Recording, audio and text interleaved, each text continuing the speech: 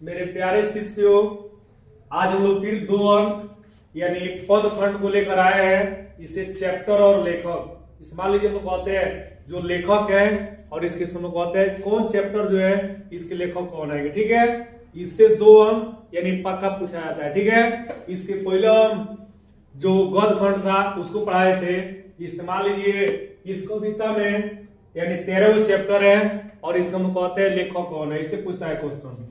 इस मान लीजिए कड़वक हुआ, पद हुआ, फिर एक और पद है, छप्य है, कवित है, तुमुल कोलाहल कलम है, पुत्र वियोग, उषा, जन जन का चेहरा, एक प्यारे नन्हे बेटे को, अधिनायक, हार जीत और एक लास्ट कौन सी है, गांव का घर है, ठीक है। अब देखिए इसके जो लेखक है वह है नाभादास। इसको कैसे याद करेंगे, हम एग्जाम में तो ऑप्शन आएगा। अब देखिए छप्य मन होता है छापना, अगर हम कहते हैं इसे पेपर में छापाता है तो नया चीज छापाता है, तो नया से याद रखेंगे हम लोग नाभादास। कोई दिक्कत? तो देखिए छप्य पाठ के लिए कौन हो जाएगा, नाभादास, क्योंकि छप्य माने छापना, तो कौन चीज को छापना है, नया, तो नया से याद रखेंगे नाभादास। चलिए नेक्स्ट है पुत्र वियोग। इसकी जो कवित्री है वह है सुभद्रा कुमारी चौहान। रटना शब्द माना है, ध्यान दिया आपको अच्छे से। अब देखिए जो पुत्र में हमेशा जो पागल होती है, एक माँ होती है। देखिए माँ पहले क्या होती है, कुमारी होती है, तब वो देवी बनती है, तो क्या हो जाएगा, सुभद्रा कुमारी चौहान। क्योंकि पुत्र में पागल एक माँ होती है, तो माँ के नाम लोग क्या करते हैं, पहले कुमारी से सूचित करते हैं, तब वो देवी बनती है, तब कौन हो जाएगी, सुभद्रा कुमारी चौहान, ठीक है। चलिए एक और चैप्टर है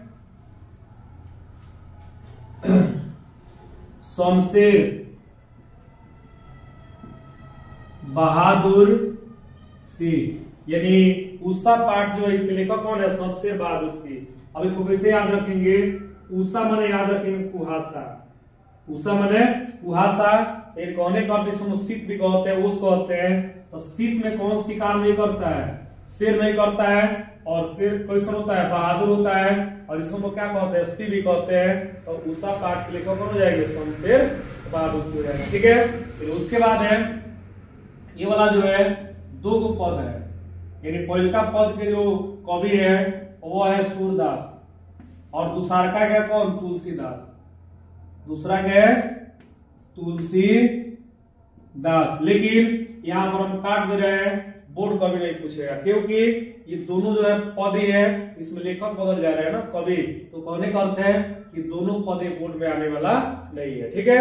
चलिए उसके बाद एक और देखिएगा यहाँ पे जयशंकर प्रसाद, यानी चैप्टर कौन है, तुमुल कोलाहल कलम में, जिसके जो कवि है कौन है, जयशंकर प्रसाद। इसको कैसे याद रखेंगे, अब देखिए कोई कहता है कोल्हू का बैल, कोल्हू का बैल एक मुहावरा है, यानी बहुत इससे परिश्रमी होना। इसलिए तो बैल जो है किनका सवारी है, शंकर का सवारी है, तो कहा हो जाएगा जयशंकर प्रसाद। 4 ऑप्शन आएगा, याद रखना है, ए बी सी और डी।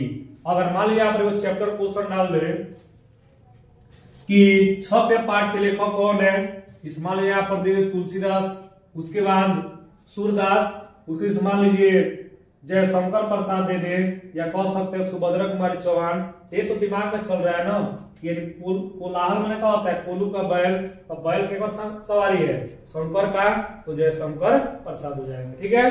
चलिए उसके बाद देखिएगा एक और है प्यारे नन्हे बेटे को, जिसके जो कवि है वह है विनोद कुमार शुक्ल। अब इसको कैसे याद रखेंगे, प्यारे नन्हे बेटे को, यानी कहने का अर्थ जो बेटे होते हैं उनको नाम को सूचित करते हैं, कुमार से सूचित करते हैं। यहाँ पर कौन सी कुमार है कि नहीं है, तो यानी प्यारे नन्हे बेटे को, इस पाठ के जो कवि कौन हो जाएगा, विनोद कुमार शुक्ल हो जाएगा, ठीक है।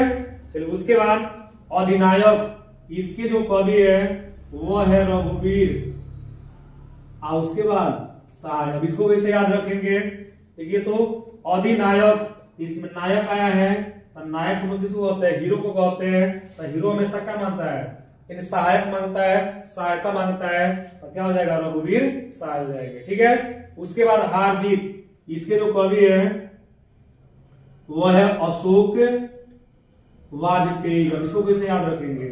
कभी हारता था और कभी जीतता था, उसका नाम क्या था? अशोक। जो कलिंग का युद्ध किया था, तो हार जीत में सर्वोपरि जो नाम लिया जाता है अशोक का नाम लिया जाता है, तो हार जीत के पाठ के लेखक कौन हो जाएगा? अशोक वाजपेयी। उसके बाद गांव का घर,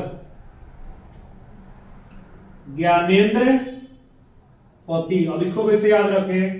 देखिएगा गांव देहात में लोग कहता है गांव का जो घर होता है उसमें कोई ना कोई मुखिया होता है। इस मान लीजिए दादी, बाबा जी, पापा जी ऐसे होते हैं लोग, तो कहने कहते हैं कि गांव का घर में कोई मालिक होता है, तो मालिक को भी हम लोग क्या कहते हैं? पति कहते हैं। तो ज्ञानेंद्र पति हो जाएंगे। कौना का?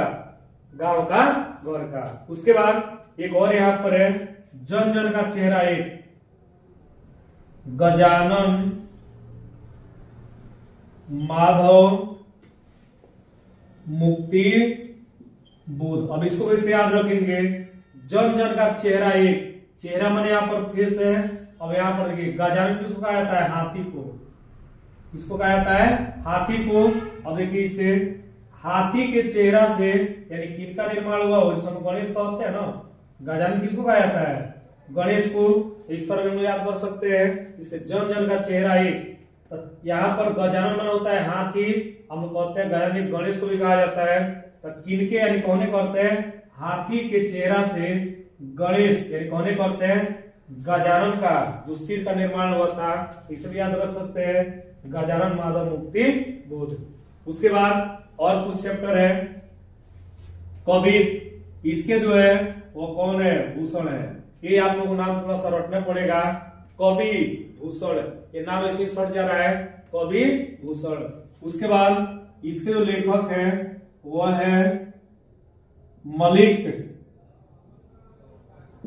मोहम्मद जायसी। लेकिन ये जायसी नाम से कौन सी है?